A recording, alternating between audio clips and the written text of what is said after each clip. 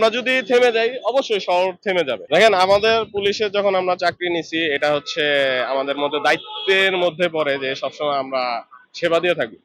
তো সেবা দিয়ে থাকি এটা রোদ বৃষ্টি বা যে কোনো প্রাকৃতিক দুর্যোগ মানে উপেক্ষা করে আমাদের সেবাটা দেওয়া লাগে। সেক্ষেত্রে আমরা যদি থেমে যাই অবশ্যই শহর থেমে যাবে।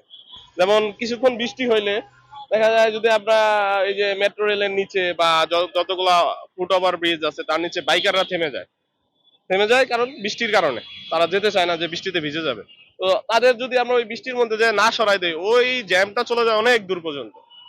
তো সেক্ষেত্রে আমাদের ঝড় বৃষ্টি রোদ সবসময় ডিউটিতে থাকতে হয়। মনটা খারাপ হওয়া স্বাভাবিক একটা গালিগালাজ করলে, তবে সামনাসামনি কেউ গালিগালাজ করে না, হয়তোবা একটা মামলা দিলাম সে অপরাধ করছে কিন্তু দেখা যায় তার রিকোয়েস্ট আমি রাখি নাই, মামলা দিয়ে দিছি। এর পরবর্তীতে সে দেখা যায় যে দূরে যায় সে গালিগালাজ করে বা অনলাইন বর্তমানে সামাজিক মাধ্যমে সবচেয়ে বেশি হয় যে আমার অযথাই মামলা দেওয়া হয়েছে, কিন্তু দেখা যায় সে প্রকৃতপক্ষে অপরাধ করছে কিন্তু সামাজিক মাধ্যমে সবাই তো সেটা দেখতেছে না।